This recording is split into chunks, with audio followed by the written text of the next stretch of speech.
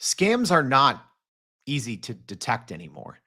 They used to be extremely easy to spot. You could spot them miles away, but with AI means more sophisticated scams. So now more than ever, it's so important for your business to really take scam detection and prevention extremely seriously when you're talking about cybersecurity. So that's what we're going to be talking about today on Everyday AI. So thanks for joining us. I'm excited for today's conversation. If you're new here, my name's Jordan. I'm the host, and we do this every day. And we bring this to you live, unedited, pretty much unscripted as well, helping you understand AI to grow your company and to grow your career. So, we are going to be talking today on AI's role in scam detection and prevention with a guest. But before we do, we're going to start as we do every single day, going over the AI news. So, if you haven't already, make sure you go to youreverydayai.com and sign up for the free daily newsletter where we're going to be going over both today's episode and a lot of AI news because there's more than we can get to in our little recap here. But let's start at the top. So AI safety researcher has left OpenAI for rival Anthropic. So the former lead safety researcher at OpenAI, Jan Leakey, has joined rival AI startup Anthropic after resigning from OpenAI earlier this month. Yeah, just in 2 weeks span, we saw a very, very public resignation from Leakey on Twitter, and he's already joined rival Anthropic. So Anthropic is obviously backed by Amazon with $4 billion in funding from them, and they focus on super alignment. So in his new role, he'll be focusing on super alignment, mission, scalable oversight, and weak to strong generalization and automated alignment research. So OpenAI did dissolve their super alignment group, which was strange, and emphasized the importance of AI safety in the tech sector at the same time. Our next piece of AI news is, well, NVIDIA is closing in on Apple and could quickly become the second largest company in the United States. So NVIDIA's shares surged by about 6%, a huge jump, reaching a record high and bringing its market capitalization to 2.8 trillion, just shy of Apple's 2.9 trillion valuation. So who knows? That could happen today or in about 30 minutes when the markets open here in the US. So following a strong second quarter revenue forecast, NVIDIA stock did hit an intraday peak of $1,149, up 8% during the session. NVIDIA's remarkable growth this year has seen its stock or its share value more than double and is obviously attributed to its success in the AI industry and a significant five-fold increase in the data center segment. Huge. If only someone out there, I don't know, a year ago told you that NVIDIA was the most important company in the US that no one was talking about. Oh, wait, we did that. All right.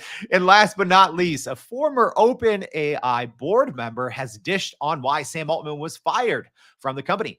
So in a podcast interview, former OpenAI board member Helen Toner gave some more details on the drama that went down in November 2023 when we saw Sam Altman getting fired and rehired days later. So if you did miss that, the OpenAI CEO and co-founder Sam Altman was unexpectedly fired November 17th, but then was rehired November 20th, 3 days later. So at the time, the board said Altman had been, quote, consistently not candid. And so Toner was one that voted to remove him, him being Sam Altman, and then she later resigned from the board.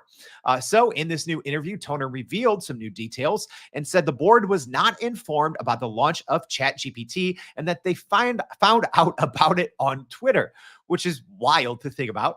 Toner also accused Altman of lying to the board on multiple occasions and said the board at that time could no longer trust him. She also detailed other employees' accounts of Altman's reported toxic atmosphere and psychological abuse. So the drama is always brewing in AI, but that's why we cover it every single day. We're not here to chat about AI news all day. We're here to talk, which I'm extremely excited about, AI's role in scam detection and prevention. So if you're joining us live, get your questions in now. So thanks for everyone, Brian from Minnesota and Woozy from Kansas City, Fred and everyone else. Thanks for joining us. But please help me in welcoming in our guests for today. I'm extremely excited to bring on to the show. There we go. We have him there. So please help me welcome Yuri Dvoinos, the Chief Innovation Officer at Aura. Yuri, thank you so much for joining the Everyday AI Show. Thank you for having me. All right, absolutely. So, I mean, let's just start at the top. Tell me a little bit about what you do at Aura. Right. So I drive innovation functions at Aura, which is a Boston-based cybersecurity company for individuals and families. We help everyone stay safe online, and it's just becoming such a massively difficult job to stay safe online. One of the things that I've actually done lately is scam protection technologies, and scams are on the rise. And as you can imagine, I'm going to chat about using a lot of AI to help everyone be safer online. But as a matter of fact, a lot of bad guys are equally using AI, are equally empowered with all those technology and tools, and they make our job much harder. So it's a very interesting dynamic, and it's been increased. It's been up and down, and we see a lot of changes within this several last years. Yeah, and maybe walk us through those changes. I can only imagine what the role of a chief innovation officer at a company providing cybersecurity looks like, and how much it has changed over the past couple of years, especially with this, kind of surgence of large language models and generative AI. But Yuri, maybe just walk us through how has just your not just your role, but how has the industry changed with now generative AI and large language models? Yeah, absolutely, Jordan. And that is the right question. I think the nature of scams, scams is not a new concept. We've all known scams for many years. A lot of times when I hear scam or something is a scam, we think about something like a spammy message or something ridiculously dumb, but that somehow we tend to click. We rarely think about extremely sophisticated attacks that you can barely recognize. Well, now we got to the point where they got smarter and smarter every single day. So what we are seeing is that, and it all started with, and by the way, scams are on the rise, right? So we know that the impact, the monetary impact, and the amount of victims is growing year over year. So this problem is getting only bigger. We have first seen a very interesting tendency with uh, mimicking writing styles. And just a quick background information. So many decades ago, everyone was trying to hack a system, a computer or a system. Well, that now that it becomes very difficult to hack a system. So now everyone tries to hack a human being or Mm, us, typically by impersonating. So their first goal is to impersonate someone you trust, whether it's a mm, bank representative, your friend, or anyone else, customer support, doing a refund, whatever this is, right? Financial institution, they just want to establish this trust and credibility. So they literally are trying to hack our cognitive ability or trust by default sort of mental disposition. mm, And there is a very interesting thing that is very hardwired in our brains. We tend to authenticate a person over texting through their writing style. So, for example, if your mom writes you, "Hey Jordy," and that is how she starts every single text message. And there is someone that says "mom," and the message starts with "Hey Jordy," and then they might use some specific language in addition to that. You almost immediately start to ignore everything mm, else. Like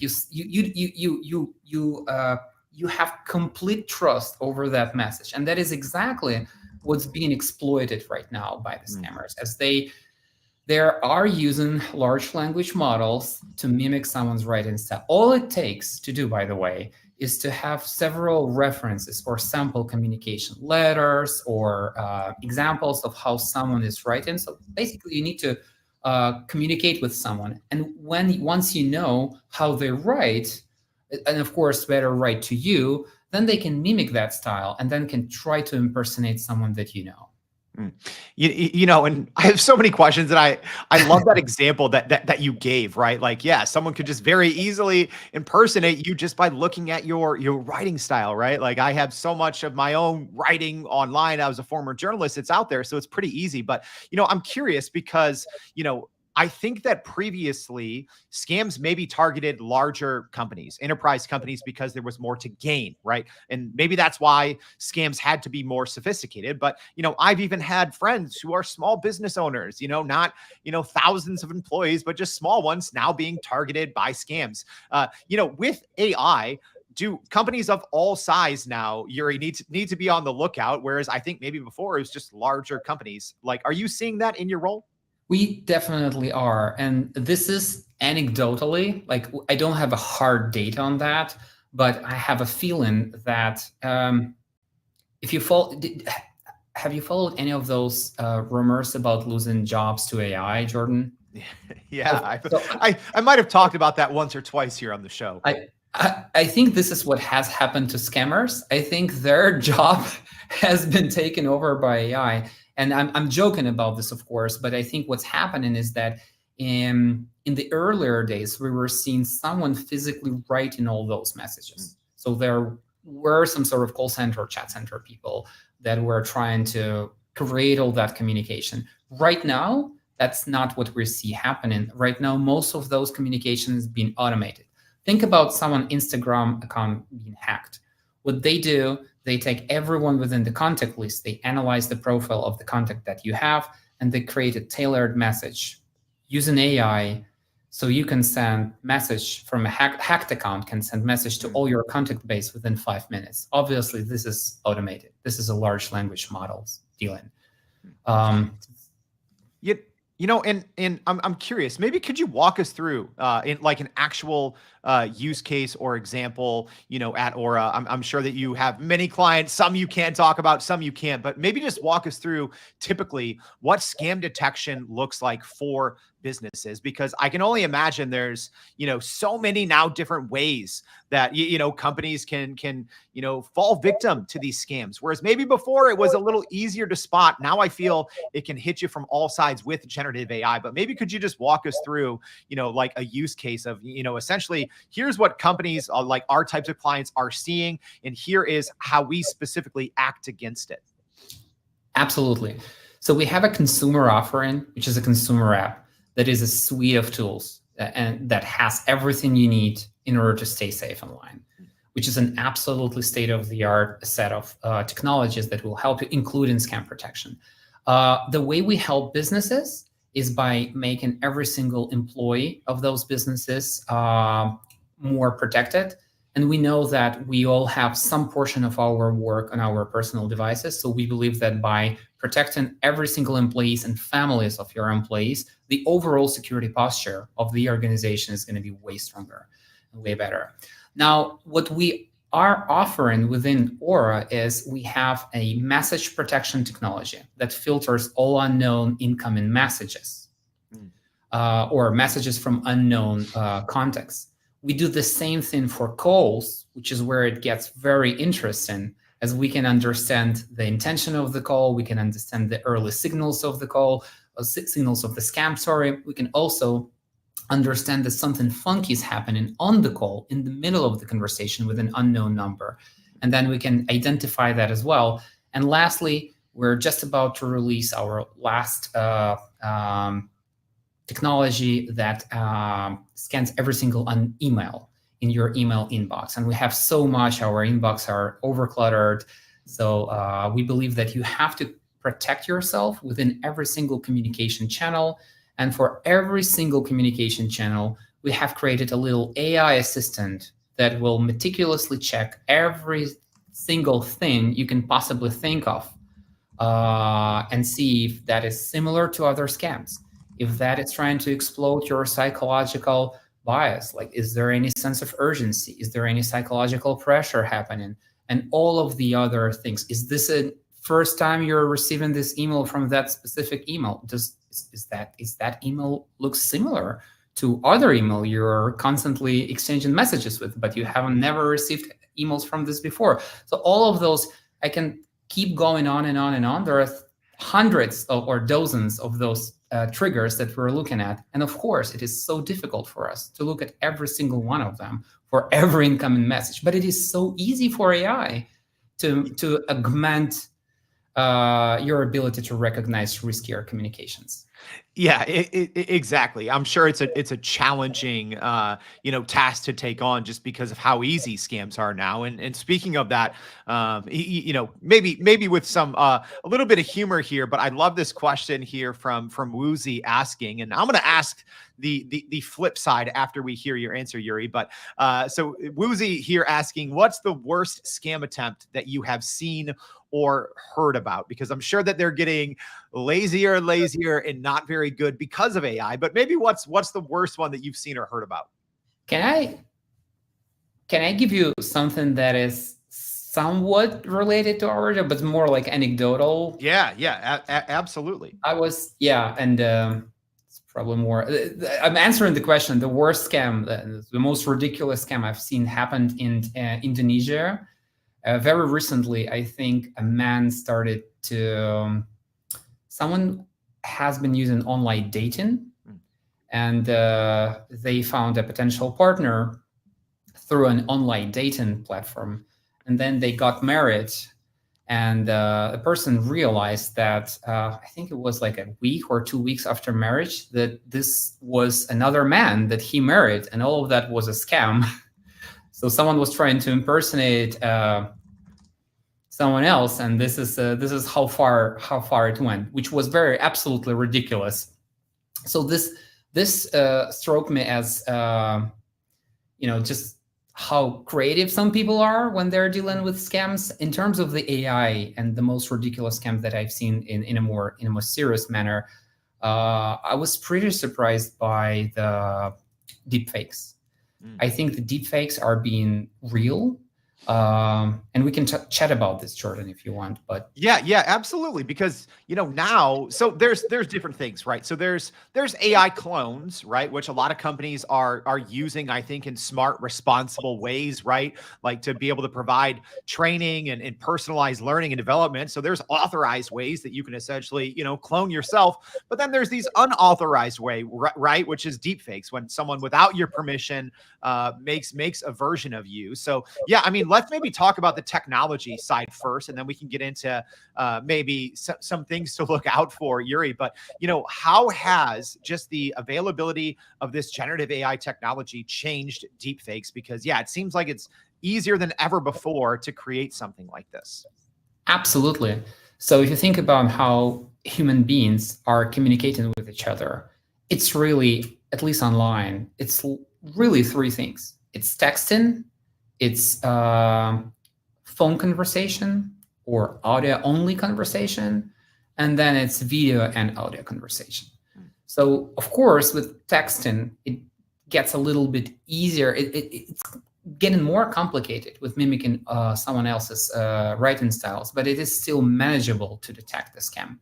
Now with voice, things become murky, right? Because one can generate a voice synthesizer using like less than a minute of someone's talking as a reference, and then people think that, oh, but that still doesn't sound right. You can still understand those little bits and pieces, so it's a voice synthesizer. Yes, that is right, but this technology is getting so much better, so aggressively, that I'm not sure if that's going to be right in 1 year. And just to add to that, people add background noise to mask those imperfections of the voice synthesizer. So you might receive a call from your CEO, and the phone number was also spoofed. You're not using the call protection. Okay, you can get a spoof phone number, incoming phone number that is from a random number that says the name of your CEO. And then someone who talks with a voice very similar to your CEO with a lot of background noise, like a New York street or something, a lot of background noise, and says, hey, I just sent you something, I need you to do blah. How likely you're gonna obey?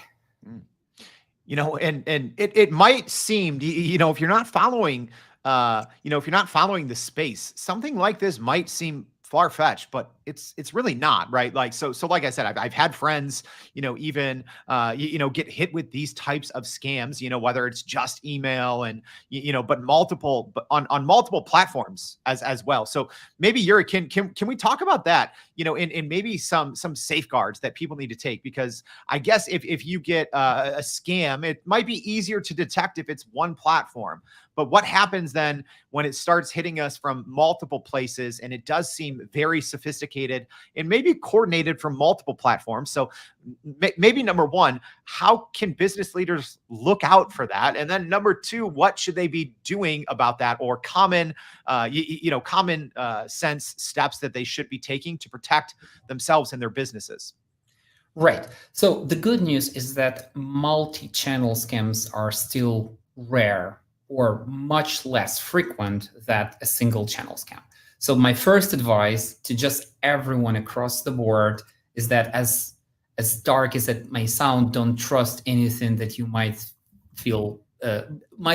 think be risky or suspicious. Like if there is a clicking on the link, sending the money, or doing something involved, like just you received a WhatsApp message, pick up a phone, call that person and say, hey, I received that. What do you mean? If you received an iMessage, text them over Insta, whatever. But hacking to channels at the same time is much less likely in terms of the impersonating. So that is a very simple advice that all of us can follow, and that will help, hopefully will eliminate most of the scams.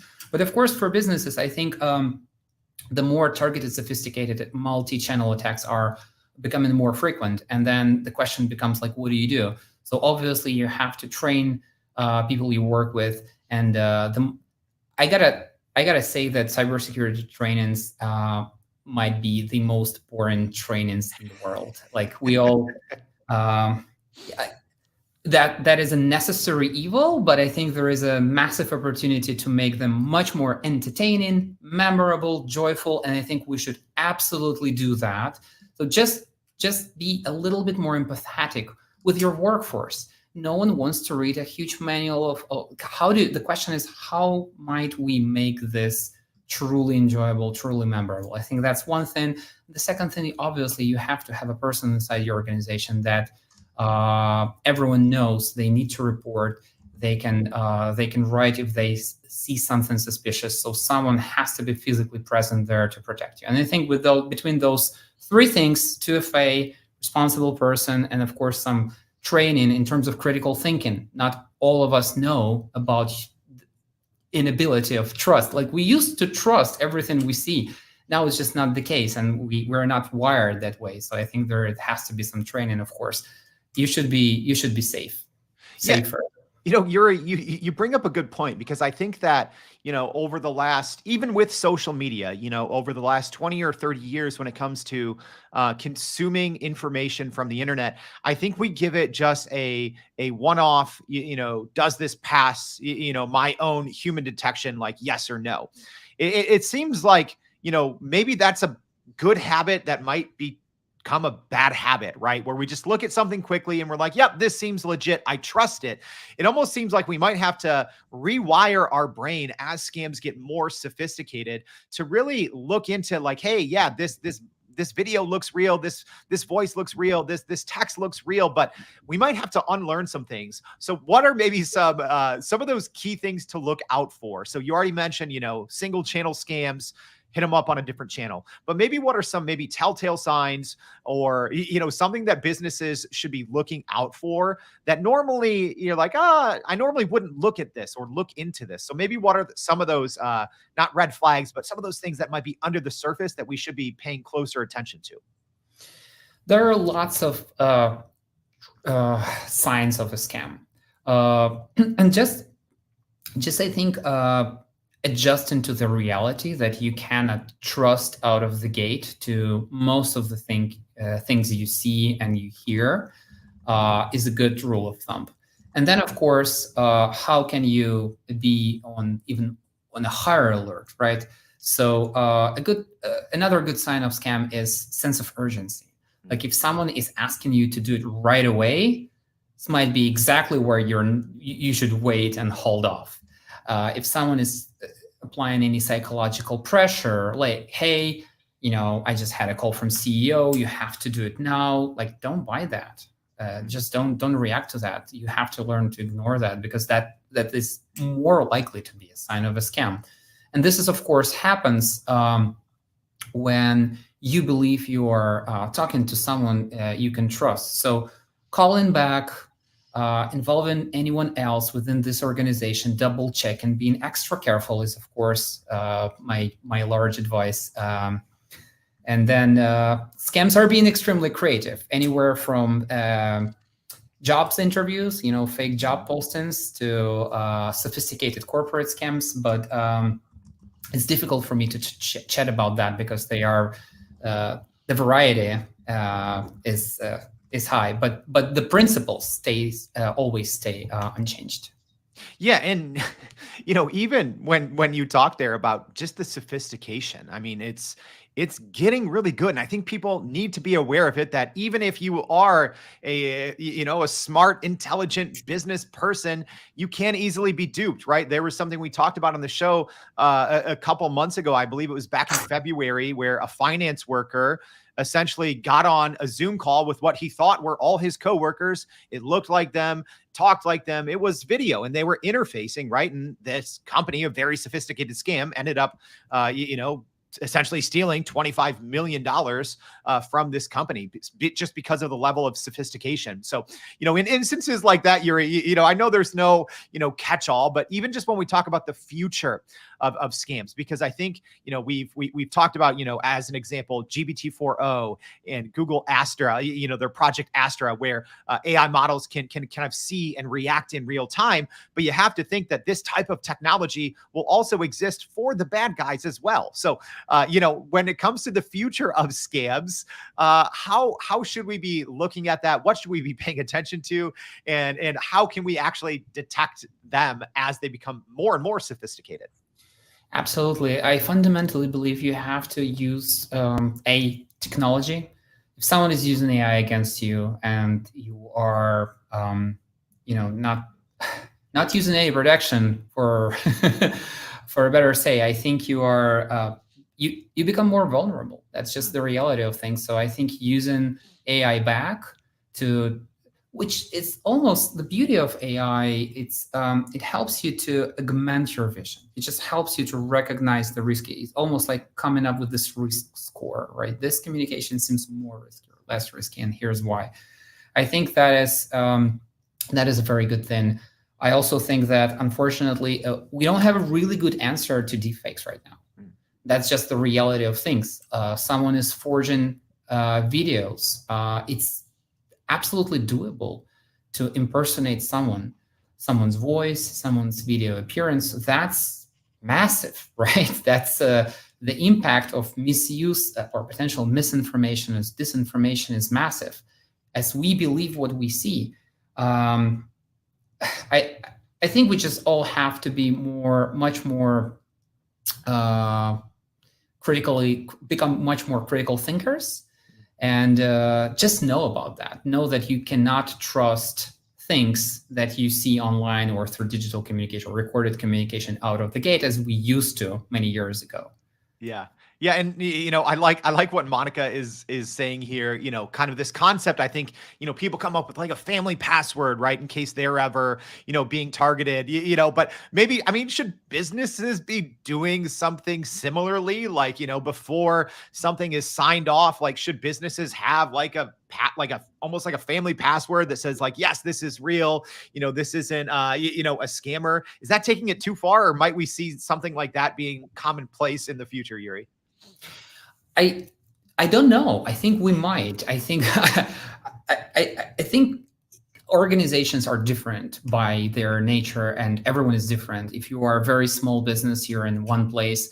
But then if you're growing rapidly, but you still don't have a CISO or someone who's responsible for information security in your company, I think you become higher on the radar for sophisticated targeted scams, but you don't necessarily buttoned up your security, and that makes you even more vulnerable. So I think if you're an average consumer, just, again, following those basic rules will help you to eliminate most of the nonsense. If you are a larger company or a larger org, definitely use some tools, or better, invest in the security, invest in someone who can take care of this, or those things gets more sophisticated, and it's just difficult to manage this part-time. Yeah. Yeah. I'm curious, what not keeps you up at night, but what do you worry about, right? So obviously, you and your company provide solutions, but what is that thing that you still worry about specifically when it comes to AI being used in business scams? What kind of keeps you up at night in that regard? I think the video, like I said, I think the deepfakes is something that we just haven't cracked. This didn't figure this out. We haven't figured this out yet. It's very difficult to recognize a scam. It's very difficult to understand how to deal with that.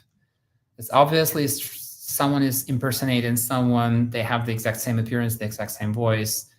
How do you differentiate what's the ground source of truth? How do you not? Internet has used to be the most free place in the world, and now there is so much misinformation or garbage information there.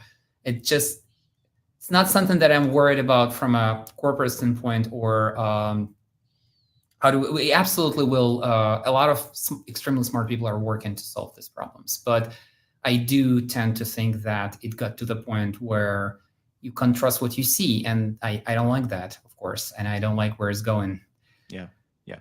Great. Another great question here. So Monica asking, do you see insider cyber attacks at medium and large businesses? Something I didn't even think about, right? So we're always thinking about, these threats from the outside, but yeah, what about at large enterprise companies? Is that something that comes up? And if so, what steps should we be taking to maybe mitigate that or maybe help prevent that?